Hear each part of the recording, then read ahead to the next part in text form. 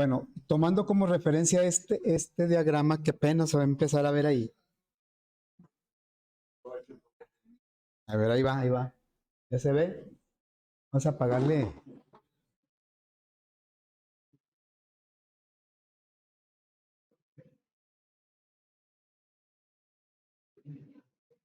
A ver, jóvenes, ya vamos a empezar. Si recuerdan, o más bien, viendo este diagrama, ahorita que se vea, los atributos son privados y nosotros inicialmente cuando empezamos a codificar esta jerarquía, los pusimos privados porque así estaba y yo comenté que intencionalmente no iba a agregar los métodos getSet yo quería que nos marcaran los errores para darnos cuenta que en Java los elementos privados, no solo los atributos, pueden ser métodos, pueden ser atributos constructores, no son visibles en las clases hijas cuando son privados. Y entonces es cuando los cambiamos a protected y decíamos, bueno, es una manera en que una clase padre convida o permite que las clases hijas utilicen sus elementos. Bueno, después les dije, no quiere decir que para manejar la herencia por fuerza tengan que ser protected. Sí, es muy común, pero no es así obligatorio. Si las clases padres por alguna razón no quieren que las clases hijas pues accedan directamente a sus elementos, entonces los siguen manejando como privado y a través de métodos getSet los pueden utilizar. Es lo que hicimos en la segunda versión. Recordando cómo lo dejamos ayer. Aquí lo tenemos, es este. Y obviamente empezó a marcar ahí una serie de errores porque pues nos regresamos al privado, ¿verdad? Pusimos privado aquí en la línea y luego acá también privado. En la clase en línea no nos marca ningún error pues porque hereda de object, pero no tiene atributos privados object que no pueda haber línea. Entonces, ¿cómo vamos a resolver estos errores? Pues a través de los métodos getSet. ¿Sí? Entonces, me voy a ubicar en la clase línea. Esta es digamos, una aplicación diferente a la que habíamos hecho de prueba, donde los dejamos protected. Aquí los regresé a privado. Así es que voy a agregar los métodos getSet de cada uno de los atributos, en este caso en línea. A ver, voy a poner aquí, lo voy a insertar, Insertar código, getter y setter, pues de la línea, porque del largo es lo único que hay. Y entonces ya tenemos aquí métodos get y set para el largo, el atributo largo que es privado dentro de línea. Eso va a hacer que en la clase rectángulo podamos acceder a ese atributo largo, pero a través de get y set. Bien, ¿en dónde tenemos problema? Pues aquí donde dice largo, aquí, ¿sí? Dice largo, marca error porque es privado en la clase padre línea. Entonces, para tener acceso, pues lo vamos a hacer con get largo. Get largo es un método que tiene la clase línea, es padre de rectángulo, y entonces la hereda así. Yo he dicho que hay métodos que simplemente se heredan y así los utilizamos. Hay métodos que se heredan pero los modificamos o les agregamos algo. Y hay métodos que de plano no me sirven, como vienen, entonces los tengo que recodificar todos. Este es el caso de métodos que se heredan y que no tengo que hacerles ningún cambio, porque tal y como los maneja la clase el padre línea, pues así me sirven. Bien, entonces aquí también, donde dice largo, ¿qué voy a poner? Get largo. Get largo es un método, así es que debe llevar paréntesis. Bien, eso mismo lo voy a reflejar ahora, ya no debo tener problema en la clase rectángulo, vamos a hacerlo ahora en la clase paralelepípedo. La clase paralelepípedo, pues hereda largo y hereda ancho, y en algunos momentos pues nos va a marcar error cuando los usemos directamente. Por ejemplo aquí, dice, el cálculo del área implica el manejo del largo, pero largo es es privado. Entonces aquí tendría que ponerle get largo. Pero sigo teniendo el problema con ancho, ¿verdad? Problema con ancho. Eso es porque en la clase rectángulo, pues también tengo que poner el get y el set del atributo para que las clases hijas lo puedan usar, ya que lo tenemos privado. Entonces voy a agregar en la clase rectángulo, voy a agregar el get y set, a insertar getter y setter de ancho.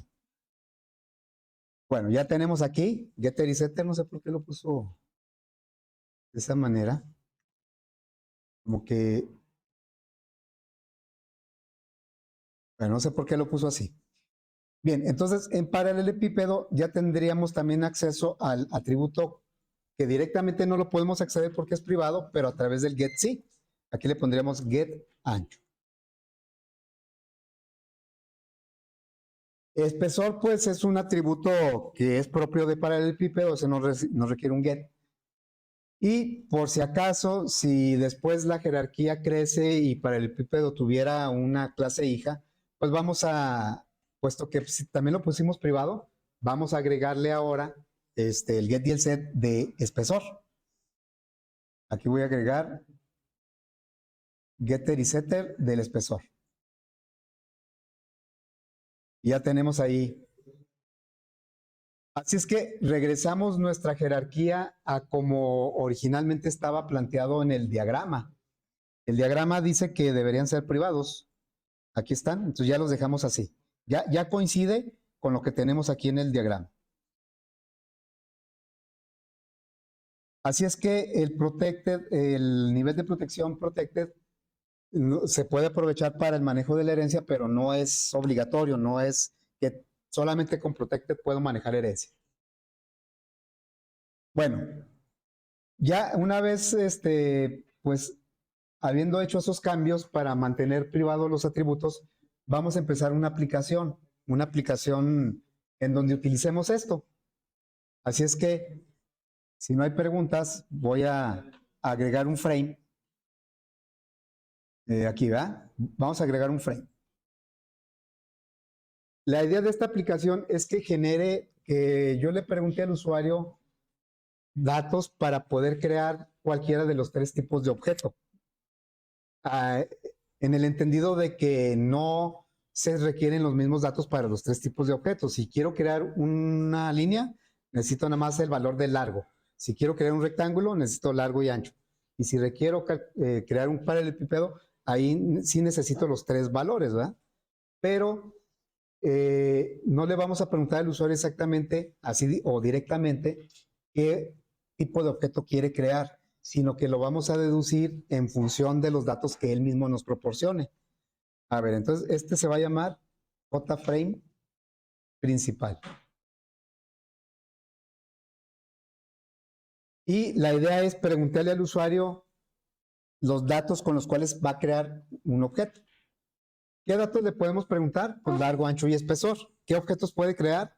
Rectángulos, líneas y paralelepípedos, dependiendo de los datos que me dé. Bien, entonces voy a trabajar un poquito sobre la interfaz. Le voy a poner una etiqueta y un campo de texto. Aquí va a decir largo. El campo de texto lo voy a hacer un poco más pequeño y le voy a quitar el texto. Luego, voy a duplicar estos dos una vez y otra vez. Y acá va a preguntar por el ancho y después por el espesor. ¿Sí? Voy a alinear estos tres. Enseguida vamos a agregar dos botones de momento, no sé si vayan a ser necesarios otros. Un botón que genere datos aleatorios y otro que genere o que cree los objetos, el objeto. Se trata de crear un objeto de cualquiera de los tres, de las tres clases de la jerarquía. Bueno, este botón va a decir aleatorios y este va a decir objeto. Crear objeto.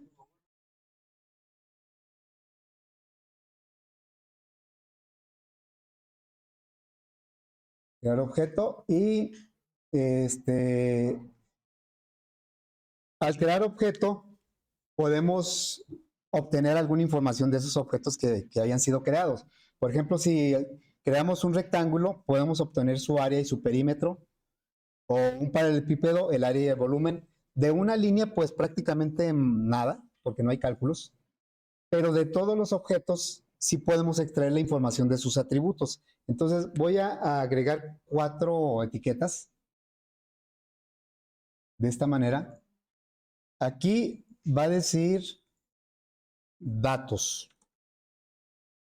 Y en un lado voy a poner una etiqueta en donde vamos a poner los datos precisamente. ¿Qué datos? Pues los valores de los atributos del objeto. Le voy a cambiar color de fondo. El font lo voy a poner a 24. Y bueno, lo voy a poner en opaco. ¿Dónde quedó el opaco? Aquí está. Y voy a borrarlo.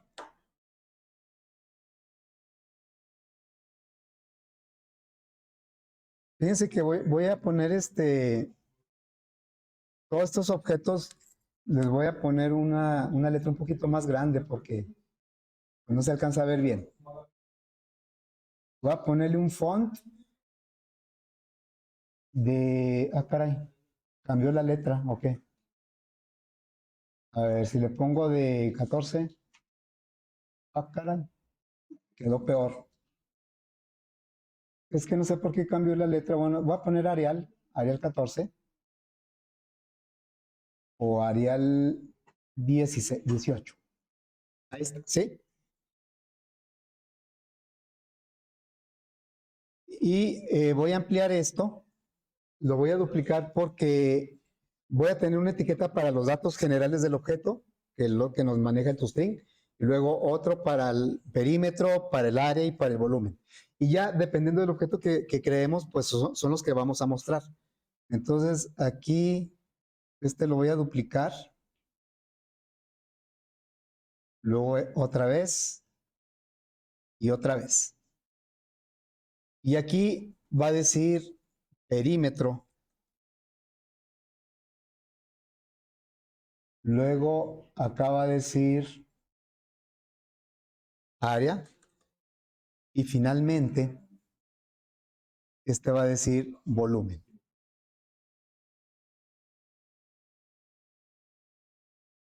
Voy a hacerlos del mismo tamaño.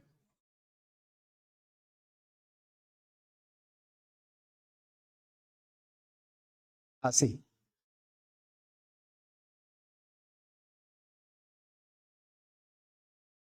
A ver, más o menos así quedaría la interfaz.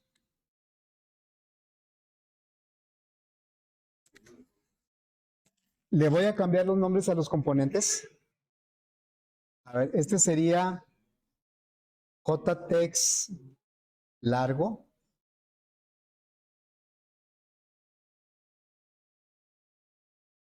JText ancho. Y JText espesor.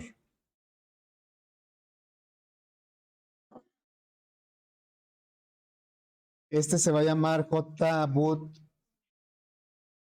aleatorios.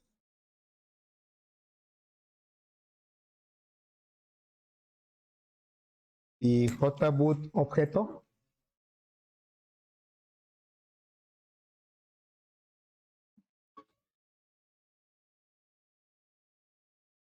Luego, estas son etiquetas para resultados. Esta se va a llamar JLab datos.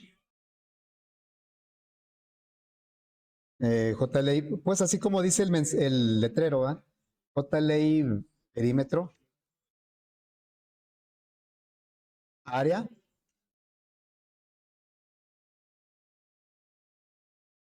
y volumen.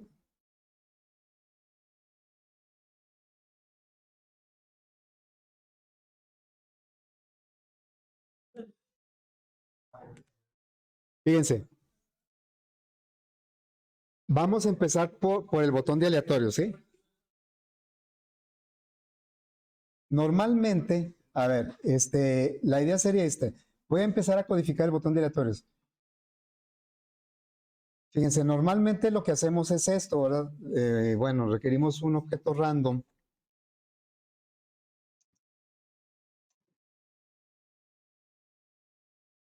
Agregar la librería. Y pues pondríamos un valor aleatorio en cada campo de texto. Jtext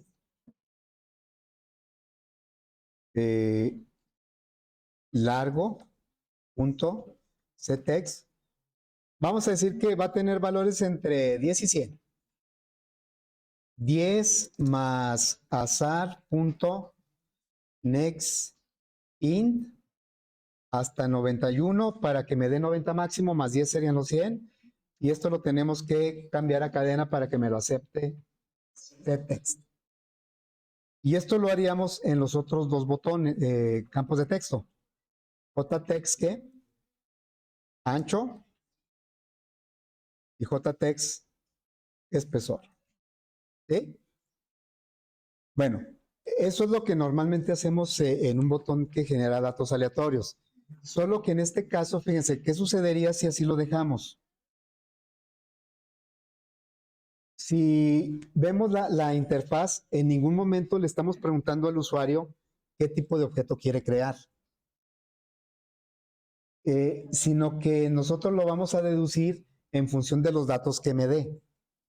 Y si lo dejamos así como lo tengo, pues siempre va a crear puros paralelepípedos, ¿no? ¿Cómo sería, cómo interpretaríamos nosotros que quiere crear nada más una línea? ¿Cómo sería? O sea, que estuvieran vacíos estos dos, ¿va? Y ya, con eso nosotros vamos a interpretar que va a crear una línea. Y si o vamos a interpretar que va a crear un rectángulo, pues aquí debería tener y acá no, ¿verdad? Entonces, mantener así los aleatorios, pues no es, digamos, no va en línea con lo que estamos buscando en la aplicación. Así es que también los aleatorios los vamos a hacer aleatorios, es decir, que genere aleatoriamente el largo, el ancho y el espesor. Que no siempre los genere, que sea aleatorio. A veces sí, a veces no. ¿Cómo lo podríamos hacer? Hay diferentes formas. Yo voy a decir que ¿cuál debería ser el dato que más se debe repetir? ¿Cuál es el que es común a todos los objetos? Largo, ¿verdad? Entonces yo le quiero dar más posibilidad a que capturen el largo, porque ese me sirve para los tres objetos. Y luego, ¿cuál seguiría? El ancho, y el que debería tener menos posibilidades es el espesor, ¿sí? Bueno, entonces eso lo vamos a aprovechar, el mismo random, con un if. Le voy a decir, le voy a pedir un número aleatorio entre 0 y 9. Y si es mayor de cierto valor, que me genere el dato aleatorio de largo. Como quiero que sea más seguido que genere ese valor, entonces le voy a poner un valor pequeño. Le voy a decir, si azar.nextInt, si le pusiera nextBoolean, nada más sería falso o verdadero y tendría la misma posibilidad. Yo quiero que tenga más posibilidad que el ancho y que el espesor. Entonces le voy a decir aquí, 10. Yo sé que ese nextInt 10 me va a generar números entre 0 y 9. Entonces, por eso le voy a decir, si es mayor que 3, si es mayor que 3, es que tiene el 70% de posibilidades o el 60% de que sí sea verdadero eso. El número que me va a generar está entre 0 y 9. Si es mayor de 3, ¿cuáles posibilidades hay? Que sea un 4, un 5, 6, 7, 8 o 9.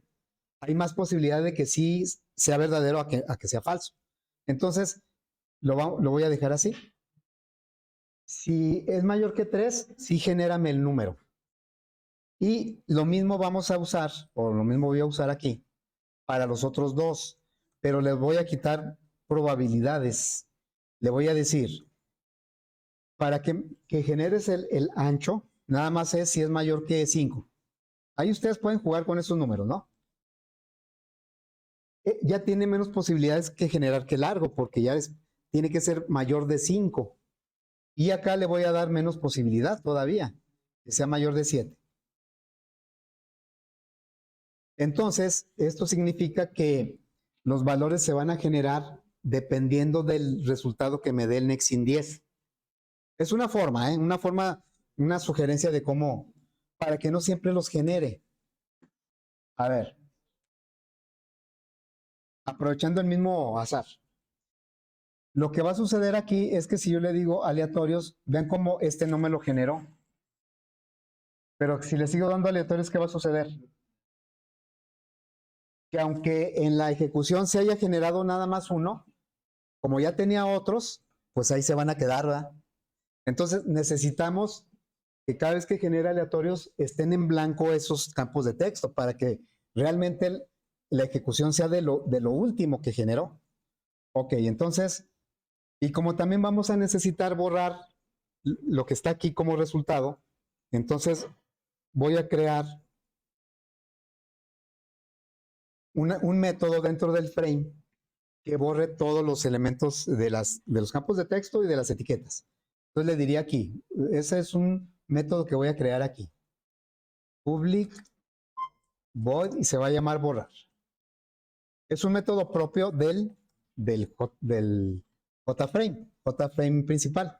Bueno, entonces vamos a proceder a borrar todos los datos que están en los campos de texto y en los resultados.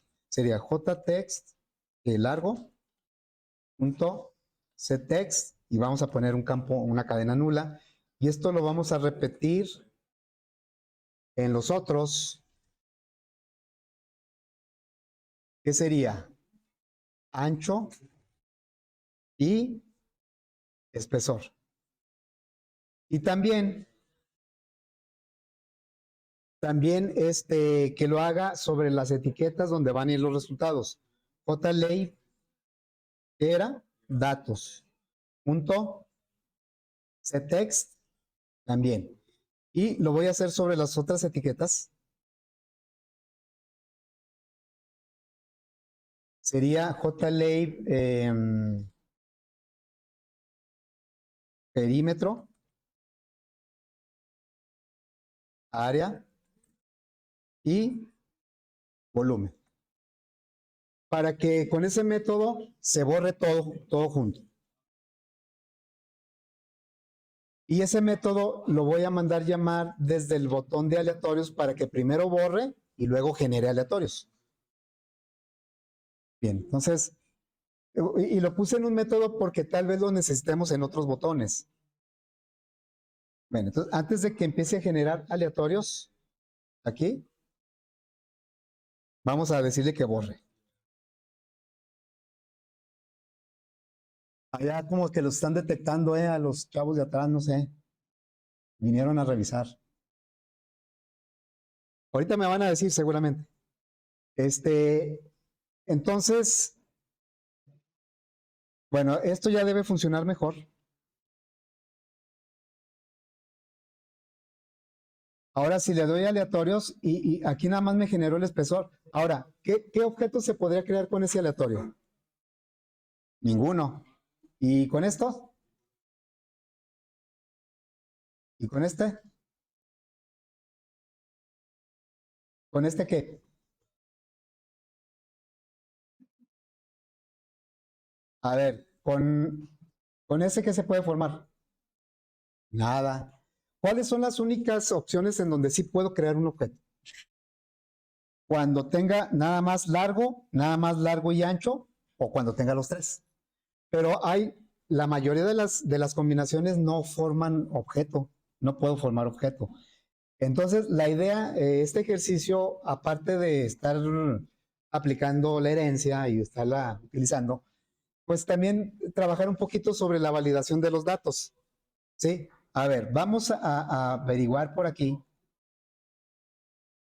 cuáles son todas las posibles combinaciones que podríamos tener. Voy a poner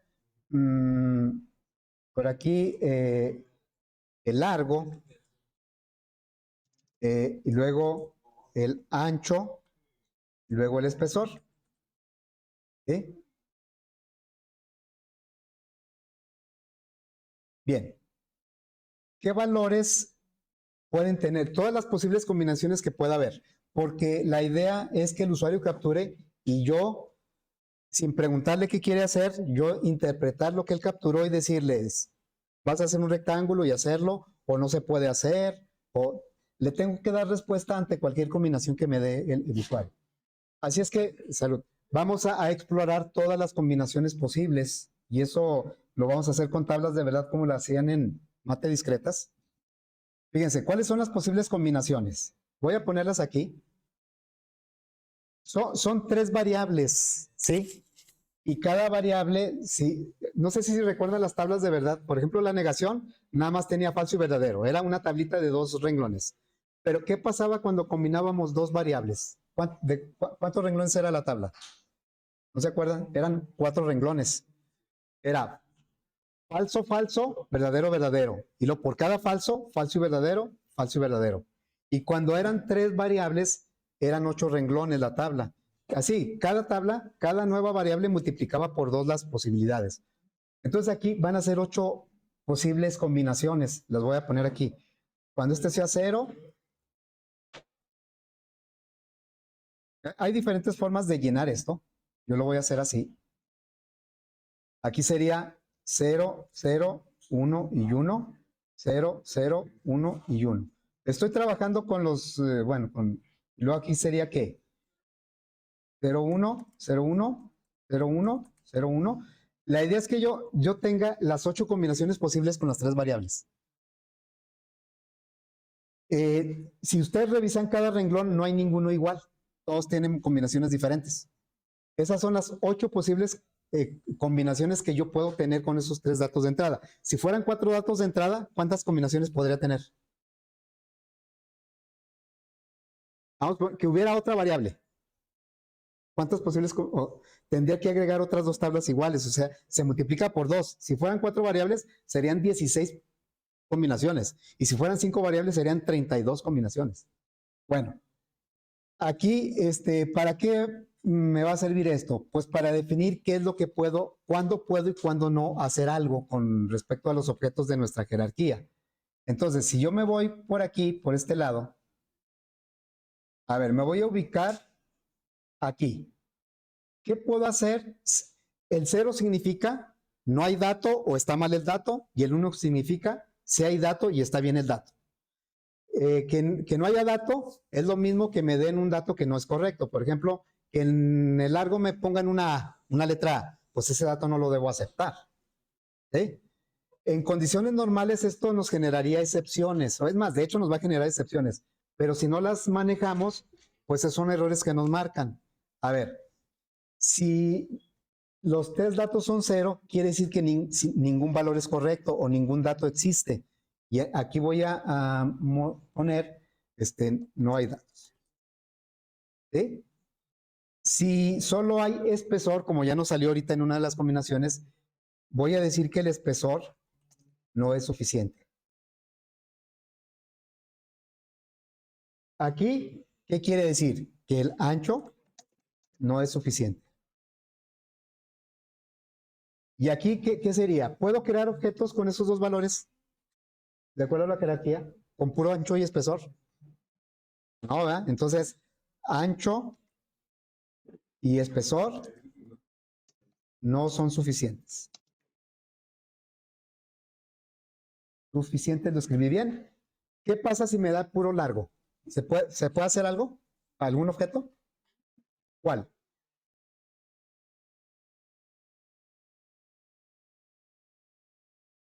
Crear una línea, ¿sí? Y si me da así, ¿se puede hacer algo? Si me da puro largo y espesor, pues no, tampoco. Entonces, largo y espesor no es suficiente. Y si me dan estos, ¿qué puedo crear? Si largo y ancho son correctos, aunque no me den espesor, ¿qué puedo crear?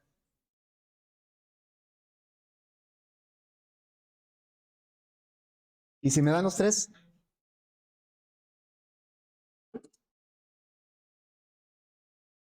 crear eso, ¿verdad? Estas son las 8 combinaciones que hay con nuestros 3 datos y ya tenemos una respuesta para cada situación. Es una forma de validar los 3 datos y tener una respuesta para cada una de las posibles combinaciones. Bueno, ahora, ¿cómo vamos a lograr esto? ¿O cómo lo vamos a...? Esto que estoy haciendo es una sugerencia, no quiere decir que es la única forma, ni la mejor, tal vez ni la mejor. Bueno, entonces lo que yo voy a hacer o lo que vamos a hacer es crear una variable que se va a llamar opciones. ¿Sí? La variable opciones, vamos a ponerla,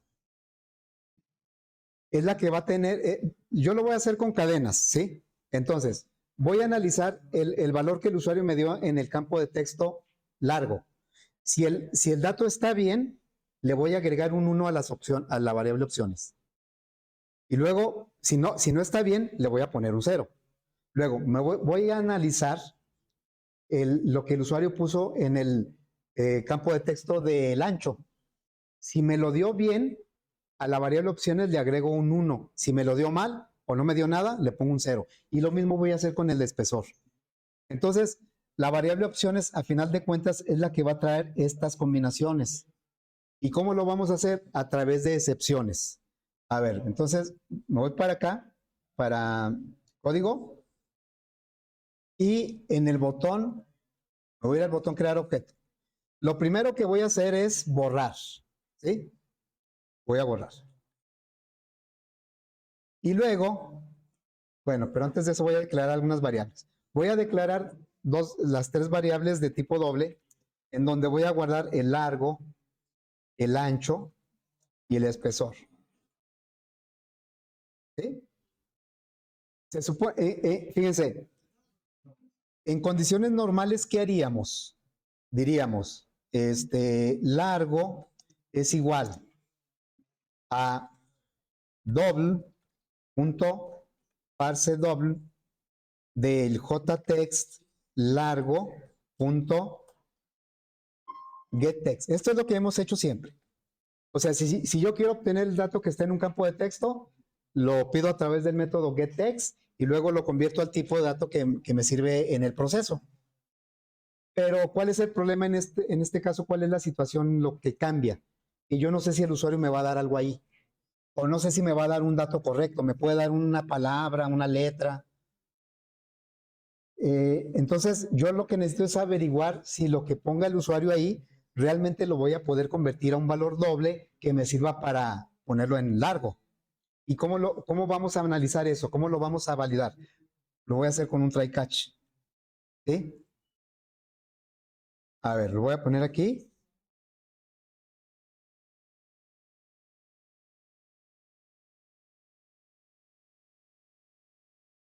Fíjense. ¿Qué significa la palabra try? Intentar, ¿no? Vamos a intentar. O sea, el try quiere decir que está también en el entendido que tal vez no lo pueda hacer. Si él estuviera seguro, una garantía al 100% de que lo va a poder hacer, pues ¿para qué usamos el try?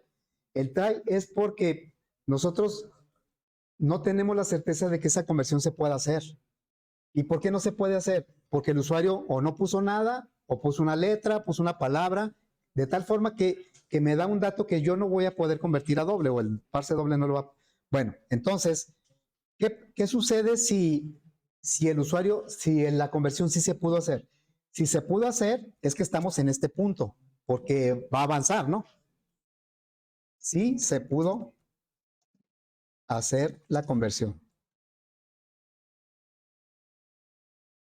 ¿Y qué tal si no la pudo hacer? ¿En qué punto estaríamos? Estaríamos aquí en el catch. Aquí. No se pudo hacer la conversión. Por la razón que sea, ¿sí?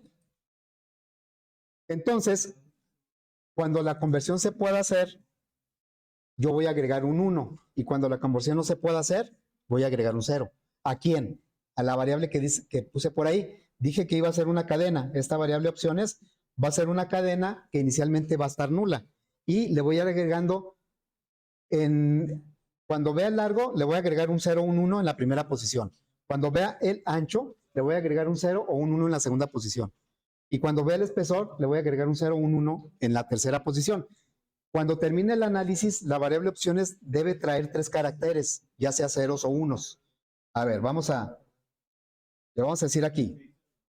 Como si voy a declarar la variable opciones y la voy a poner en cadena nula, porque así va a empezar. Bueno, si pudo hacer la conversión, entonces a opciones le voy a agregar un más igual, un 1. Ese try catch va a agregar un 0 o un 1. Un 1 si pudo hacer la conversión, un 0 si no pudo hacer.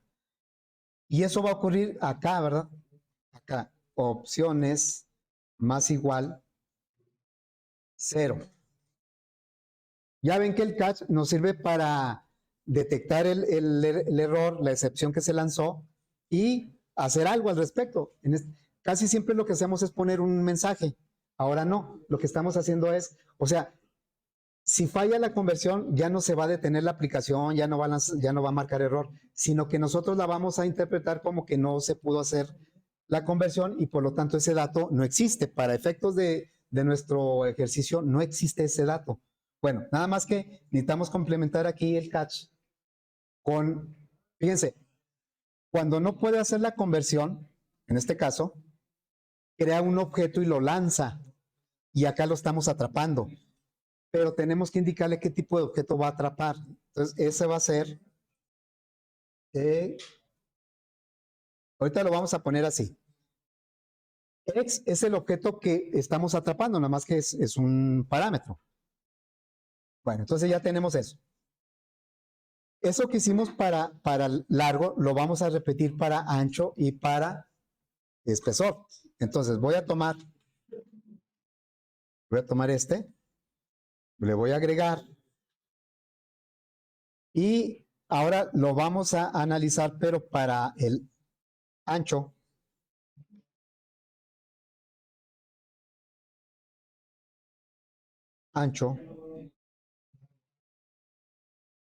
Pero es lo mismo, si pudo hacer la conversión, agregamos un 1. Si no pudo hacer la conversión, lanzó la excepción y agregamos un 0. Ok, vamos a hacerlo ahora para este. Ah, bueno, pues ahí lo traigo todavía en el portapapeles. A ver. Ahora lo vamos a hacer ¿para quién? Para espesor.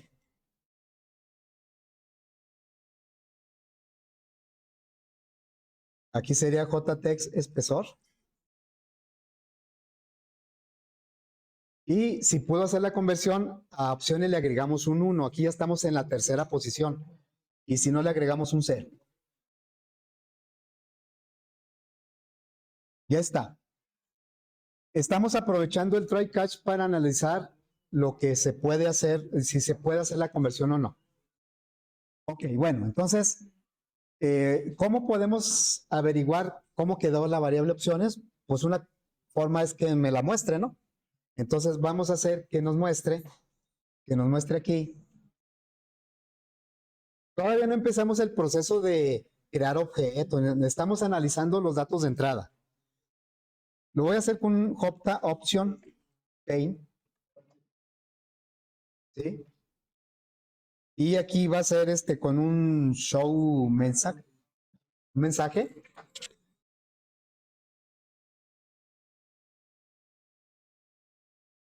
Pero nada más, bueno, no era ese. Era con un mensaje. Es este, ¿sí? Bueno, aquí en esta parte vamos a poner a decirle que nos muestre el contenido de la variable opciones.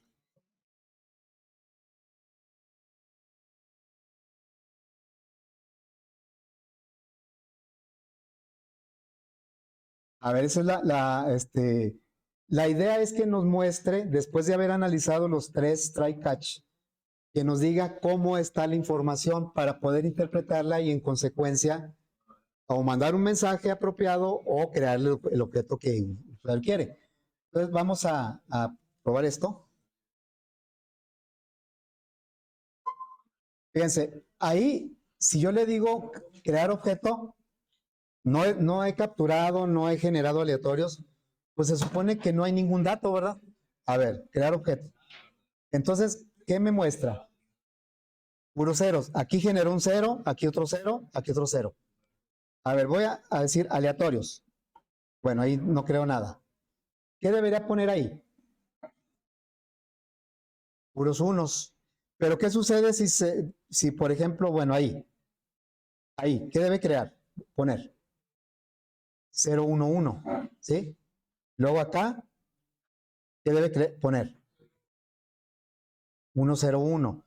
O sea, ya estamos detectando qué es lo que el usuario capturó y qué es lo que me sirve para crear un objeto o para mandar un mensaje. Tal vez nos interese más cuando sea 1, 0, 0, 1, 1, 0 y 1, 1, 1. Y todo lo demás, pues no se va a poder. Podemos mandar un mensaje genérico que diga, pues no se puede, pero nosotros ya estamos preparados para mandar mensajes exactos. O sea, ya tenemos aquí, decirle, si me das 0, 0, 0, te voy a decir no hay datos. Si me das 1, 0, 1, te voy a decir que el largo de expresión no es suficiente. Porque, bueno, aquí también, aprovechando, ¿qué tal si me pone esto? A ver, voy a poner datos en los tres, ¿sí? Aquí. Ah, caray. Bueno, 0, 1 más. Voy a poner datos por aquí. Es que ya tiene el botón, el método borrar, por eso borra todo. A ver, voy a poner datos aquí. Dos, crear objeto. No es que los va a borrar, fíjense. No quiero todavía que los borre, porque tengo que estar capture y capture. Entonces, esto lo voy a poner ahorita con comentarios para que no lo haga. Ok, entonces lo voy a ejecutar otra vez. Es que no es solo que no nos dé dato, también que nos dé un dato incorrecto. Yo le voy a decir aquí, aleatorios, crear objeto. Y vamos a poner que yo agrego otro dato por aquí.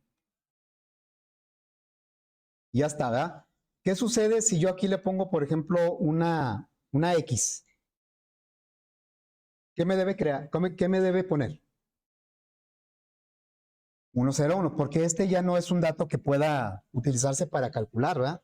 Entonces, ya estamos nosotros detectando los datos que son correctos y en qué posición están, y en consecuencia es lo que vamos a crear nosotros como objeto.